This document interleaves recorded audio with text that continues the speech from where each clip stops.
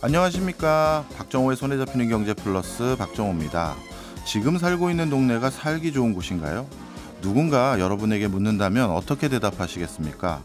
솔직히 살기 좋은 동네라는 게 객관적이면서도 주관적이기 마련인데 2021년부터 과연 이 동네가 살기 좋은 곳인지 아닌지 판단할 수 있는 비교적 객관적인 자료가 발표됩니다.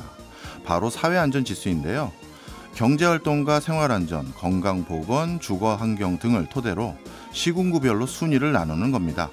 올해도 발표가 됐는데요. 2023년 전국에서 살기 좋은 곳 1위는 경기도 과천시가 차지했고요. 지난해보다 순위가 가장 많이 오른 곳, 그러니까 1년 사이 살기 좋아진 곳은 어딜까 살펴봤더니 서울 성북구였습니다. 건강보건 생활안전 분야에서 높은 점수를 받은 덕분에 작년보다 무려 37계단이나 올라서 올해는 51위를 차지했는데요. 그런데 전국 229개 시군구 가운데 서울 성북구가 51위라니 다른 지방도시들 사정이 궁금해지더라고요.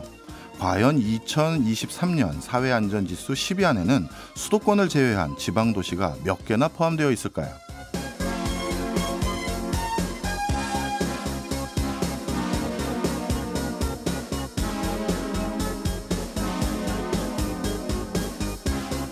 정답은 안타깝게도 한 군데도 없습니다.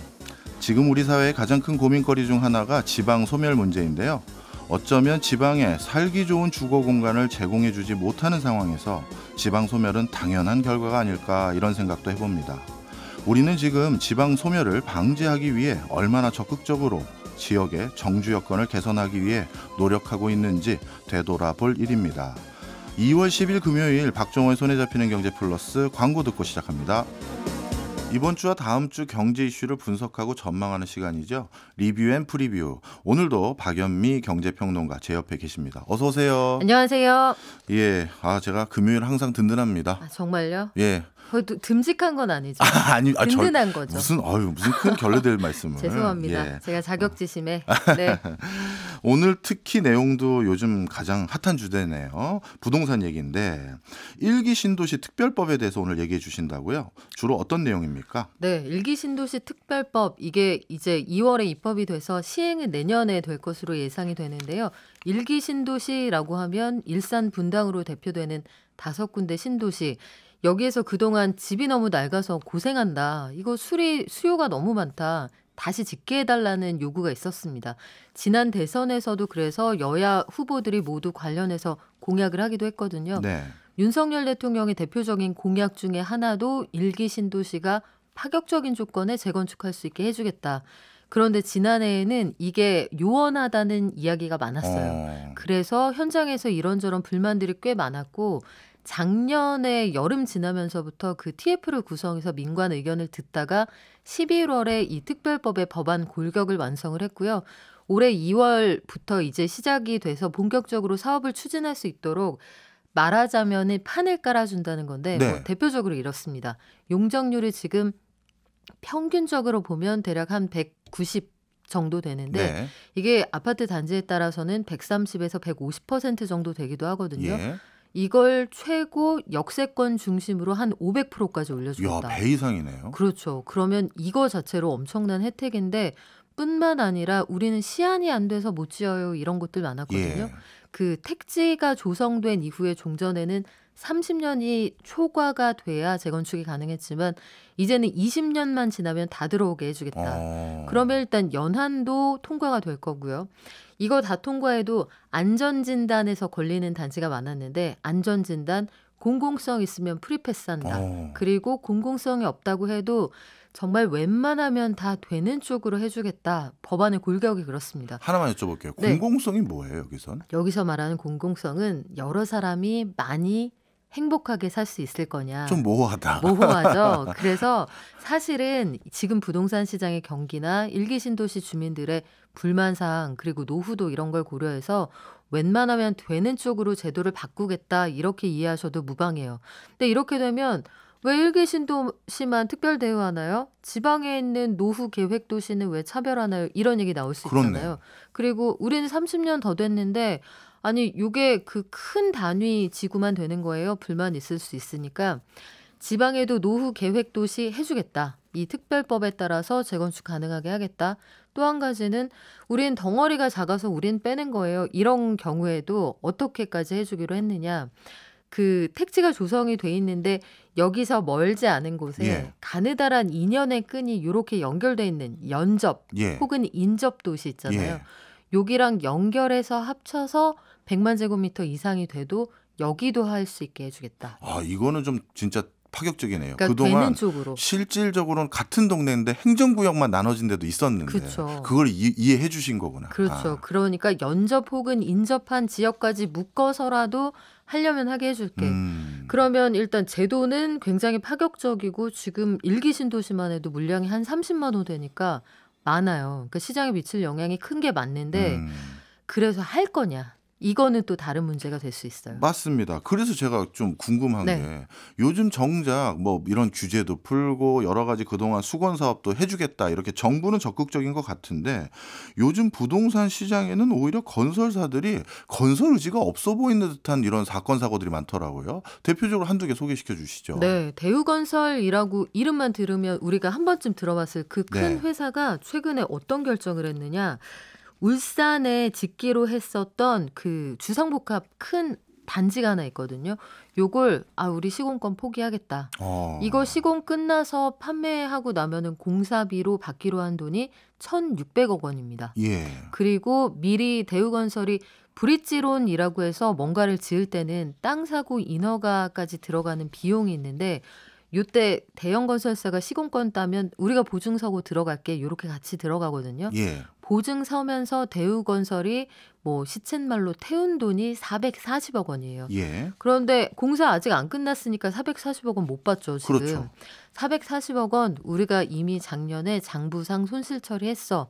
우리가 요거 이렇게 정리하고 나갈 테니까 우리 이거 시공 안 할게. 발 뺄게. 이렇게 선언을 해서 이게 시장에서 굉장히 화제가 됐습니다. 그렇겠네요. 이미 어떻게 보면 투자한 금액도 만만치 않은 상태에서 이런 걸 포기했다라는 건 그만큼 시장 상황이 안 좋다는 건데 요즘 정작 수도권에서도 방금 울산 얘기해 주셨지만 수도권도 이런 분위기에 연장전에 해당되는 것들이 많은 것 같아요. 대표적으로 간만에 보는 문구였는데 분양가 할인. 그러니까요. 분양가 할인 더구나 수도권이고 이 입지가 나쁘지 않아요. 안양 평촌 지역이거든요. 예. 그리고 소위 말하는 불패라고 했었던 대단지입니다. 1,000세대가 넘는 대단지인데 평촌의 이곳에서 분양가 우리 10% 깎자. 조합에서 이 총회를 열어서 결정을 합니다. 건설사도 적극 환영했다라고 하는데 그래서 소위 구 기준으로 평당 이 분양가가 3,200만 원에서 2,889만 원이 됐어요. 만약에 10억짜리 아파트다 하면 9억에 주겠다. 왜 그랬을까 생각해보면 안 팔려서 그렇습니다. 이게 지난달에 분양을 했는데 그 경쟁률이 0.3대 1이었어요. 그러니까 기대했던 것에 굉장히 못 미치는 수준이기도 했고 여러 가지 상황을 고려하면은 이거 그 정당 계약 지나서 예비 당첨자들 들어가는 예당 지나서 줍줍까지 가도 너무 숫자 낮다 하면 나중에 더 힘들어질 수 있다. 아주 현실적인 판단을 한 것으로 보입니다. 예전에 글로벌 금융위기 이후 그 부동산 경기 한참 안 좋았을 때 아마 네. 기억하실 거예요. 그때 아파트 넣으면 자동차도 주고 막 그랬었잖아요. 그랬었죠. 해외 그 수입 자동차들. 그 반포의 대단지 예. 지금 굉장히 선망하시는 그런 지역들도 다 미분양이었습니다. 예, 맞아요. 어떻게 보면 지금 그런 거와 유사한 분위기가 아닌가 생각이 드는데 그래도 얼마 전에 어떻게 보면 굉장히 서울 안에 있으면서 대단지였던 둔촌 주공. 네. 이거는 뭐 그래도 잘 분양이 완료된 거 아닌가요? 어떻습니까? 둔촌주공의 분양, 일반 분양 물량 가운데에서 이게 계약률을 실제로 알려주진 않았어요. 그런 것 같더라고요. 그래서 두 가지 의견이 나뉘었습니다. 한 가지는 야 이거 계약 잘 됐으면 자랑 삼아서라도 보도자료 냈을 거야. 그랬겠죠. 그런데 생각보다 그게 잘 되지 않았던 것 예. 같다. 이런 반응도 있고 60%는 초과하고 70%는 좀 안 되는 것 같다라고 하는데 대략 전체 물량에서 한 1,400가구 정도가 지금 계약이 안 된 것으로 네. 예상이 돼요. 정당 계약, 그러니까 최초에 당첨받으셨던 분들이 많이 포기를 했다. 예당 대상 추첨이 2월 9일부터 시작이 됐습니다. 예. 그래서 여기에서 어떻게 계약이 될 거냐 이 결과에 따라서 2월 말 3월 초에 이제 예비 당첨자들 대상으로 한 계약에서도 물량이 남는다 하면 이게 무순위 청약으로 나오거든요. 소위 줍줍이라는 게 이때 나오게 되는데 그러면 이때는 공식적으로 몇 가구가 남았는지를 우리가 알 수가 네. 있어요. 그래서 심판의 시간이 멀지 않았기는 한데 그러니까 둔촌주공을 바라보는 시선은 이렇습니다. 한 가지는 이게 우리나라 개국 이래 한 단지에서 이 정도 세대가 분양되는 건 처음이에요. 그러니까 예. 전체 조합원 물량까지 하면 12,000가구가 넘잖아요. 와. 일반 분양 물량도 4,000가구가 넘는 정말 큰 단지인데 여기에서 미분양이 대량으로 난다. 이거 정부에서도 부동산 경기에 부담이 크기 때문에 사실상 매수자의 영끌이 아니라 저는 정책이 영끌을 했다라고 보는 음. 단지가 둔촌주공이에요. 예. 대출도 받을 수 있게 하고 여기 거주해야 되는 요건도 없애고 다 할 수 있게 했는데도 이 정도다. 요거는 그 일타 강사를 과목별로 다 붙였는데도 반에서 5등 안에 들기가 어려웠다. 이런. 엄마 입장에서는 아쉽다. 이렇게 느낄 수 있는 그런 결과였다고 보고 있습니다. 이건 뭐 저기 우리 박연미 평론가님 개인 의견을 여쭤보는 건 아니고요. 네. 많은 청취자분들이 제일 궁금해하시는 건 이걸 것 같아요. 지금 쭉 말씀해주신 게 수도권에서도 1,000세대 넘는 대단지도 뭐 지금 분양가 할인에 들어갔고 뭐 한때 가장 주목받았던 단지인 둔촌주공도 지금 줍줍까지 와야 네. 되는 상황이고 그러면 지금 이 시국을 조금 더 기다리면 더 싸지니 그때라도 사는 게 나을지 아니면 지금 사는 게 나을지 뭐 이런 의견 아닐까요? 이 시장에서 어떻게 바라봐요? 시장에서는 뭐 의견이 각각 갈립니다만 그냥 저는 저의 개인적인 의견을 말씀을 드린다라고 하면 조금 더 기다리시면 조금 더 좋은 조건에 들어가실 수 있는 시점이 열릴 거예요. 네. 앞서 우리 앵커께서 말씀하신 것처럼 저희가 아파트 드리고 얹어서 차 한 대 더 드릴게요. 맞아요. 이런 상황이 지금 대구에서 실제로 벌어지고 있거든요. 오. 그 전국에서 미분양이 가장 심각한 지역을 지금 대구로 꼽는데 밀려있는 미분양 물량이 11,000호 정도 되고 올해 추가로 분양 예정인 가구가 15,000가구 정도 됩니다. 예. 그러면 여기에서 물량을 소화하기 위해서 건설사든 조합이든 뭔가 혜택을 줄 거라고요. 예. 그러면 기존의 건설사와 조합원들은 굉장히 불만이고 고통스럽겠지만 실수요 매수자들 입장에서는 아주 좋은 조건이 형성될 수 있습니다. 그 시장이 조금 더 악화된다. 미분양이 정말 좀 많이 쌓인다. 앞서 말씀하신 그 차 얹어주는 그런 사건은 미분양이 연간 기준으로 16만 9천 호 정도까지 올라갔을 때 상황이거든요. 예. 근데 지금의 미분양은 대략 7만 호 정도니까 아직까지 혜택이 남아 있습니다. 네. 알겠습니다. 조금 다른 얘기 해볼게요. 부동산은 이렇게 떨어져만 가는데 공공요금도 오르고 있습니다. 특히 걱정하는 거 아마 직장인분들 교통비 인상인 것 같은데요. 교통비는 어떻게 돼가나요? 교통비는 뭐 어김없이 4월부터 올라갈 예정입니다. 300원에서 400원 서울 기준으로 버스나 지하철 요금이 올라갈 것으로 보이는데 제가 보기엔 300원 올릴 것 같아요. 예. 같은데 400원 자꾸 왜 얘기할까요? 단내림 효과죠.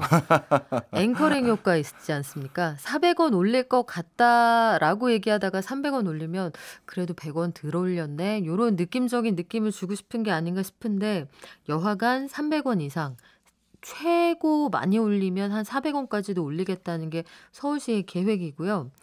이게 좀 조정할 수 있는 여지가 없을까 여러 가지 생각을 해봐도 중앙정부가 지원하거나 아니면 여기에 무임승차 제도 같은 것들을 손보거나 등등해서 출구가 없다면 이대로 확정이 될 것으로 보입니다. 근데 뿐만 아니라요. 민자도로 통행료도 슬그머니 올라갈 거예요. 4월부터 인상안이 지금 어떻게 되어 있느냐. 서울시에서 용마터널, 강남순환로, 이 신월 여의도 지하도로, 서부간선 지하차도 여기 네 곳이 통행료가 100원에서 200원 정도 오를 거고요.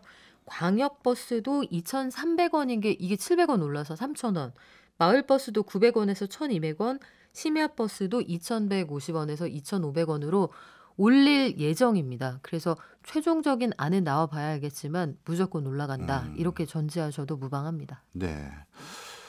그런데 이제 올리는 방안 중에 하나 특이하게 눈에 드는 게 있는데 지하철이 거리 비례 요금 추진한다. 이게 뭡니까? 버스에 대해서 거리 비례제를 추진하려다가 결론적으로 말씀드리면 철회했어요. 네. 이게 2월 6일에 서울시가 서울시 의회에 그 의견 청취안을 제출한 내용이 어떠냐.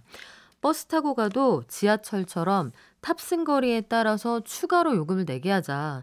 탑승 거리 10km가 넘으면 추가 요금을 내게 하자. 이렇게 얘기를 했었는데 다 올라가는데 버스 요금, 기본 요금 올리고 여기다가 추가 요금까지 얻는다고 나는 반대세. 굉장히 비판 여론이 거셌고요. 그래서 철회하기로 했는데 만약에 이 안이 수용이 됐었다라고 한다면 이 5km당 150원씩 추가로 내고 30km 초과하면 150원을 내는 것으로 될 뻔했습니다. 네. 근데 지금은 그런 안 하기로 논의를 안 했어요. 하기로. 지하철은 이미 하고 있고요. 예. 네. 그리고 또 한 가지 굉장히 뜨거운 이슈라고 제가 알고 있는데요. 모 지자체에서 그 간담회 참여했다가 들었는데 노인 무임승차가 공공 그 교통요금 이것의 적자의 가장 주범이라고 하던데 사실입니까? 이게 그 바라보는 시각에 따라 다른데요. 일단 노인들의 무임승차가 적자의 주요 원인이냐 예. 이건 굉장히 논쟁적인 음. 이슈예요. 서울시 교통공사의 추산 방식은 어떠냐면 작년 기준으로 2021년 기준으로 연간 누적된 적자가 1조 원 정도 되는데 만약에 무임승차하시는 만 65세 이상 노인들에게 요금을 받았더라면 예. 우리가 받았더라면 줄일 수 있었던 적자가 3천억 원이다. 이 예. 얘기입니다. 그럼 한 30% 되네요. 그렇죠. 이렇게 따지면 와 이거 너무 비중이 큰데 근데 그러게요. 대한노인회 등의 추산 방식은 완전히 달라요. 네. 뭐냐면 우리가 탄다고 지하철 3번 다닐 거 5번 다니는 거 아니잖아. 그렇긴 하죠. 이걸 모두 적자로 보는 게 맞아? 이렇게 말씀을 하시고 하루에 이제 무제한으로 몇 번 탈 수 있는데 이걸 사람 곱하기 탑승 횟수 무조건 곱하는 게 맞아? 이렇게 주장을 하시는 거예요. 예. 여하간 서울시에서는 이런 방식의 제도를 영구히 운영할 수 없고 적자를 줄이기 위해서라도 이 제도를 손볼 필요가 있다라는 입장입니다. 이 제도를 손보지 않거나 요금의 인상폭을 최소화하려면 정부 지원이 좀 필요하다. 기획재정부에서 국비로 좀 지원해라. 이 제도를 우리가 만든 게 아니다. 이거 80년대에 대통령이 딱 선포하면서 시작된 거 아니냐. 그리고 거주지와 무관하게 서울시에서 지하철 탈 때는 누구나 65세 이상이면 해주는 제도다라고 얘기하는데 정부 생각은 완전히 다릅니다. 그렇겠죠. 네. 어서 돈 나오는 게 아니니까요. 네. 이게 사실 나이 드신 분들이 점점 많아져서 더 큰 이슈가 되고 있는 거이기도 할 텐데 해외에서는 뭐 이거에 대해서 다른 대안들이 있나요? 해외에서는 보통 우리처럼 매회 이렇게 무제한으로 들이지는 않고요. 예컨대 영국 같은 경우에는 무임승차 제도가 있는데 러시아어에는 이런 혜택을 드리지 않고 독일 같은 경우에나 아니면 프랑스 같은 경우 할인권을 좀 더 많이 깎아드리는 방식을 씁니다. 일본의 경우에는 신청하는 노인을 대상으로 할인권 이런 것들이 이용할 수 있게 하고요. 대부분 그래서 이용 시간이나 횟수 금액에 제한을 두고 있어서 우리나라가 가지고 있는 좀 독창적인 제도이기는 한데 당초에 이게 시혜성 제도로 도입이 돼서 그래요. 그렇군요. 경제성을 고려하지 않고 전두환 정부에서 이 군사 정권이니까 정당성에 대한 여러 가지 논란이 있지 않았겠습니까? 그래서 그때 당시에 전체에서 우리 전 국민 가운데 노인 인구 한 4%밖에 안 되고 그땐 그랬죠. 그 노인 인구 가운데에서도 지하철 타시는 분이 한 4.5%밖에 안 됐단 말이에요. 그리고 처음 제도는 만 70세 이상에게 요금을 절반 깎아드리는 제도였으니까 즉 이런 허들을 다 종합한다. 혜택을 받을 수 있는 노인이 거의 안 계셨다는 뜻이고 최초에 이 제도 생겼을 때는 엘리베이터, 에스컬레이터 없었어요. 예. 70세 이상 노인이 에스컬레이터를 타지도 않고 들어가서 이용한다? 이거 어려웠을 거고 당시에 우리나라 평균 수명이 65세 정도였습니다. 그러니까 이걸 종합하면 처음에는 그냥 시혜성 제도였구나 이렇게 이해할 수 있는데요. 지금은 65세 이상 인구가 전체의 한 19% 되고 2년 안에 20%까지 늘어난다고 합니다. 이야, 알겠습니다. 리뷰하다 보니까 프리뷰는 정말 짧게 해야 되겠는데요. 네. 워낙 이슈가 많아가지고. 자, 프리뷰는 하나만 여쭤볼게요.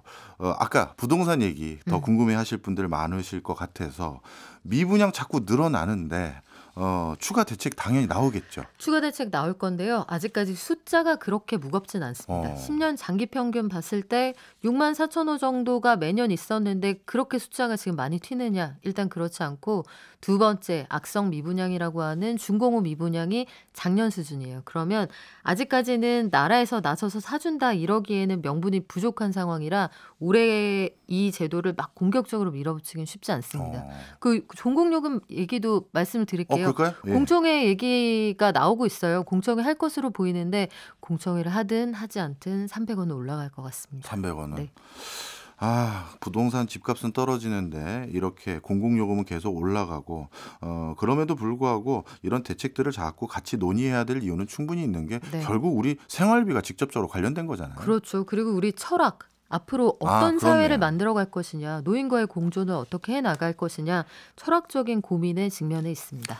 예, 그런 고민들에 이런 좋은 힌트들을 주신 우리 박연미 평론가님이 있기 때문에 좋은 결과가 나오겠죠. 지금까지 박연미 평론가였습니다. 고맙습니다. 고맙습니다. 저희는 광고 듣고 2부로 돌아오겠습니다. 따끈따끈한 지구촌 소식을 발빠르게 전해드리는 글로벌 리포트 시간입니다. 오늘도 해담경제연구소의 어혜진 소장님 나와 계십니다. 어서 오세요. 네, 안녕하세요.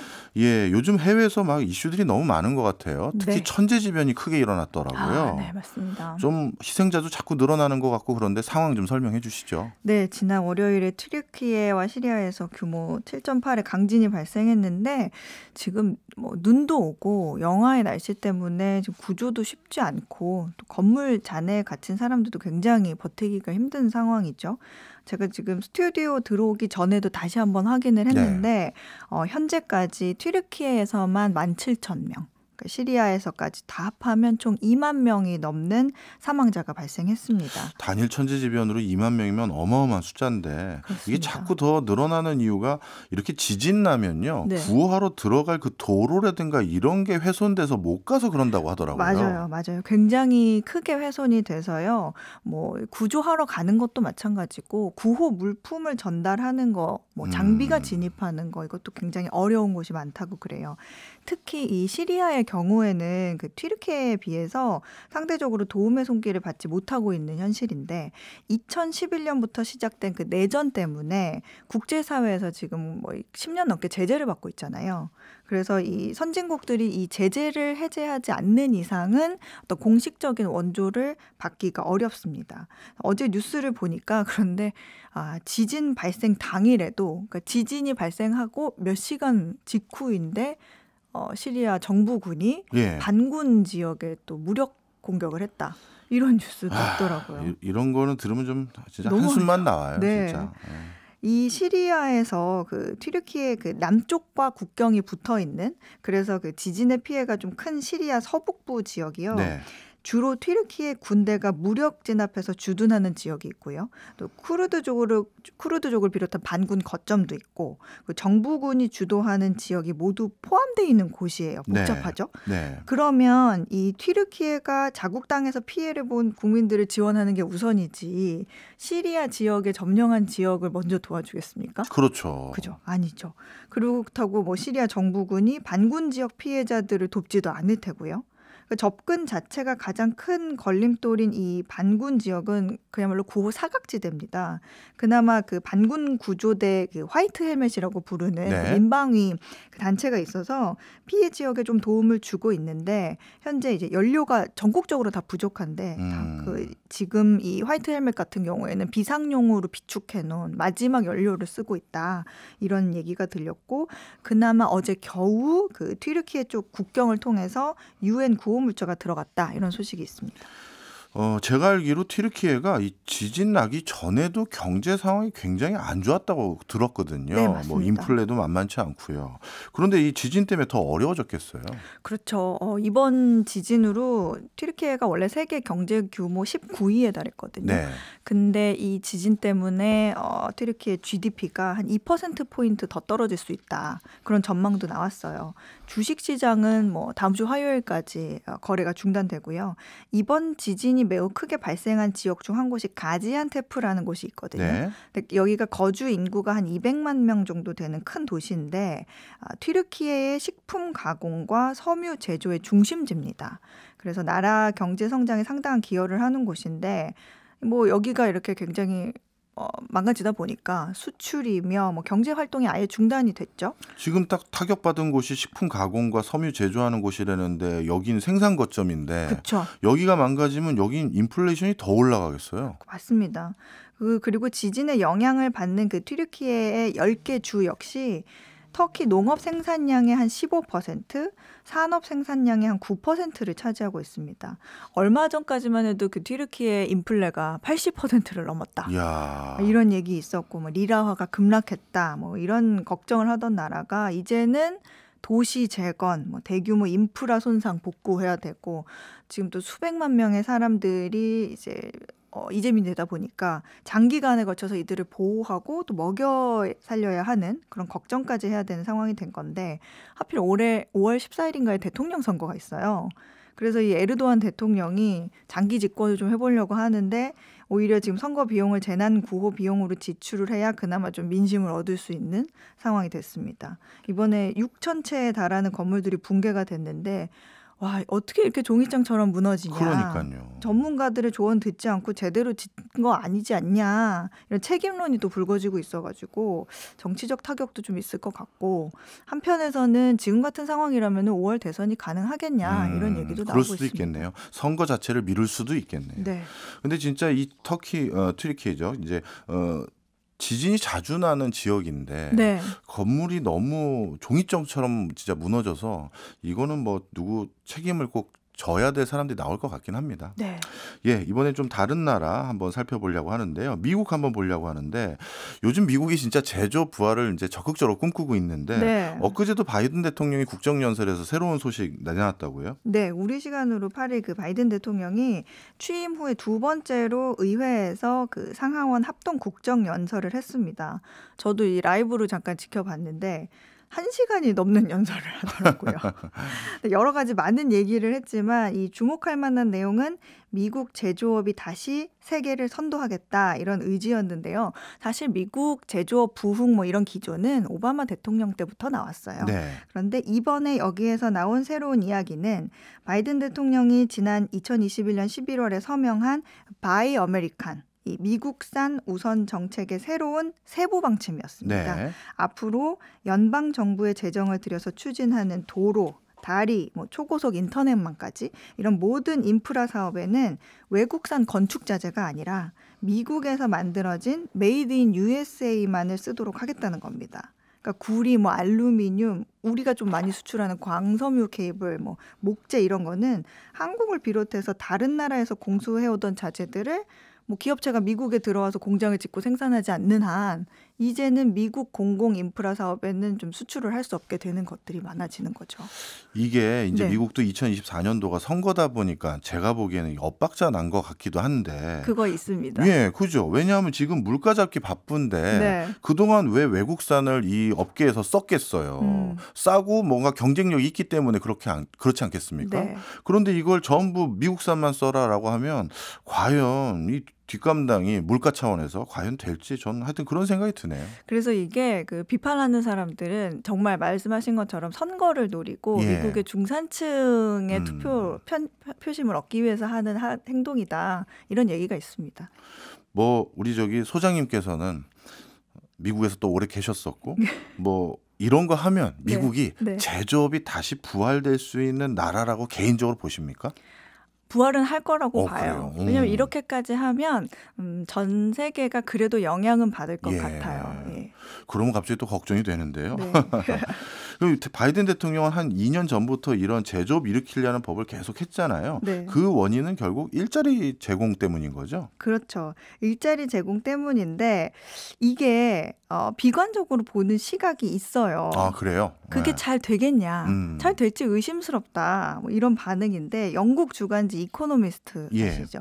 이곳에서 이 제조 부흥에 대해서 요목조목 아주 강하게 딴지를 거는 흥미로운 기사가 있었거든요. 네, 좀 소개 좀 해주시죠. 네, 이게 우리는 몇 가지만 좀 소개를 해드리면 이미 인플레이션 그 감축법 IRA는 많이 들어서 알고 있잖아요. 예. 뭐 전기차를 미국에서 만들고 배터리 소재도 미국이나 미국과 자유무역 협정을 체결한 곳에서 구해와야 된다 이런 내용이죠.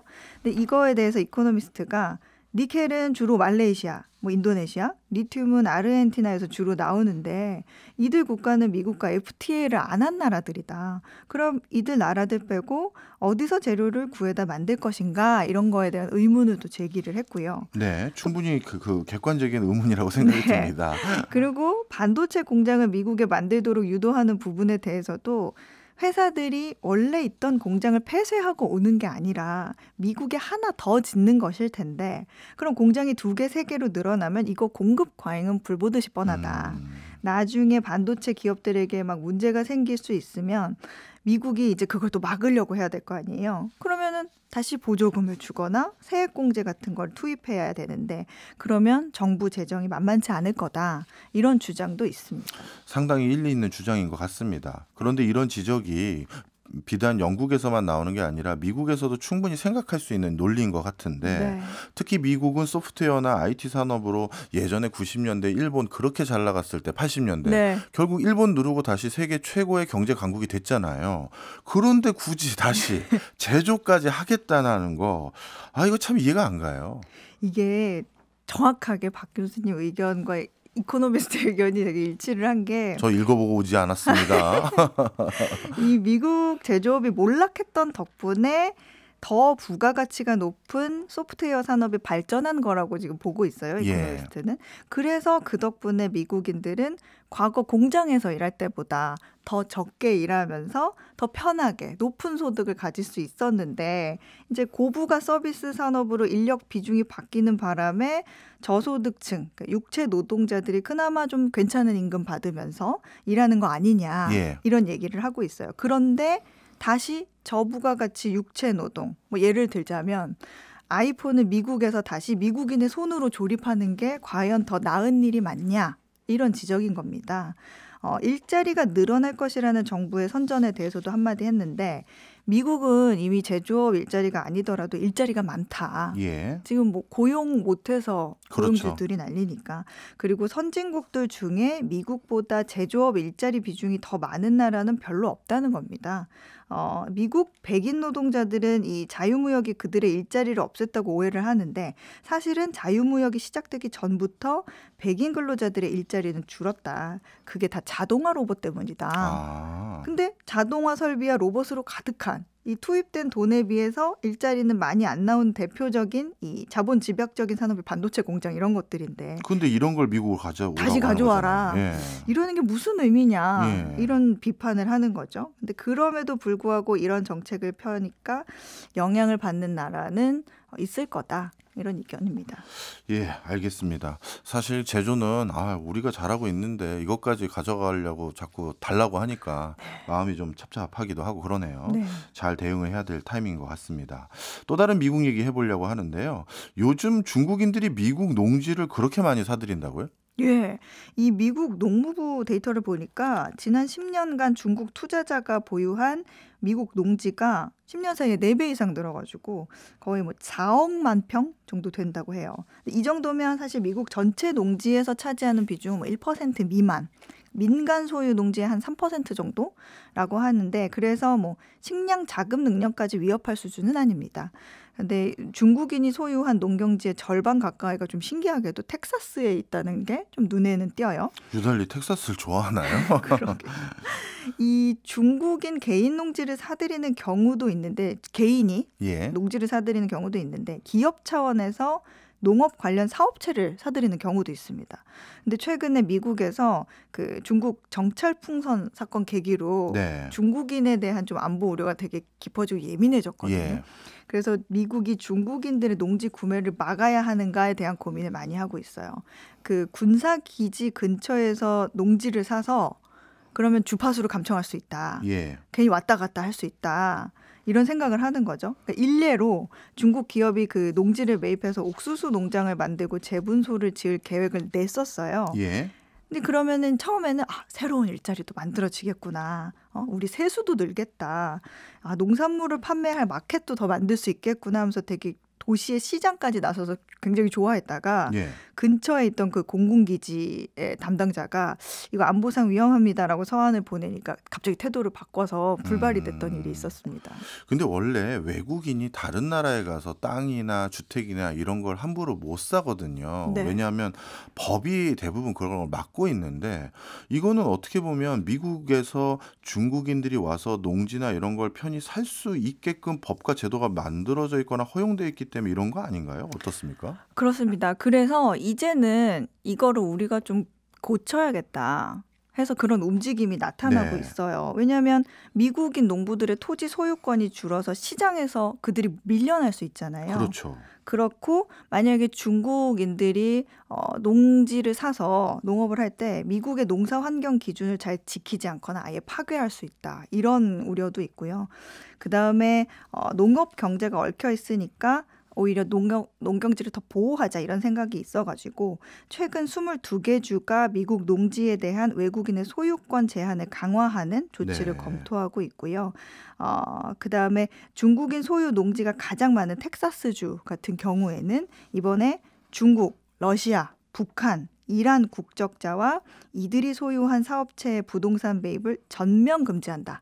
이런 법을 만들어서 의회에 제출을 했습니다. 네.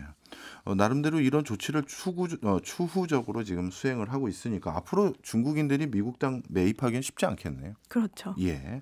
자, 이번에는 가스요금 좀 얘기도 해보려고 합니다. 네. 가스요금 우리 많이 올랐다고 생각했는데 아니 세상에 우리보다 더 오른 것들이 많아요? 더 오른 곳이 있습니다. 이 미국의 캘리포니아인데 지난달에 캘리포니아 주민들이 한 달 만에 무려 385%가 오른 가스비 청구서를 받았다고 해요. 한 달 만에요? 네.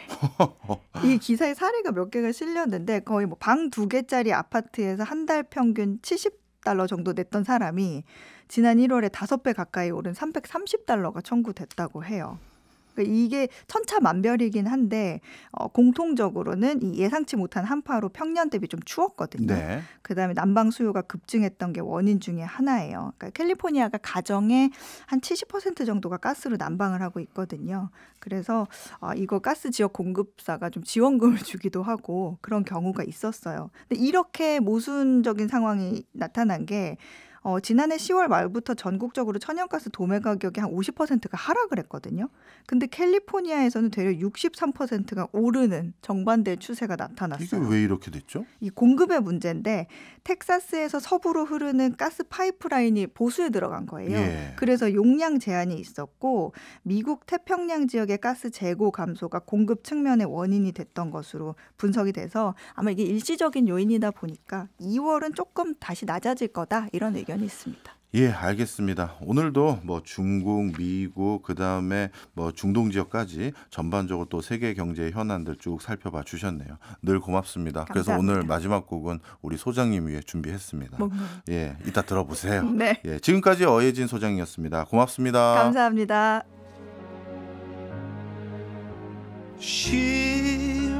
네, 저는 금요일이 늘 든든합니다. 두 분의 여성분이 저를 힘껏 뒷받침쳐 주고 계시기 때문인데요. 그래서 오늘 곡은 엘비스 코스텔로의 쉬 들어보려고 합니다. 박정호의 손에 잡히는 경제 플러스는 일요일 7시 5분 주간 하이라이트 개편과 함께 신설된 코너죠. 이독실 과학평론가님과 함께하는 이과식 경제로 인사드리겠습니다. 고맙습니다. Within the measure of a day.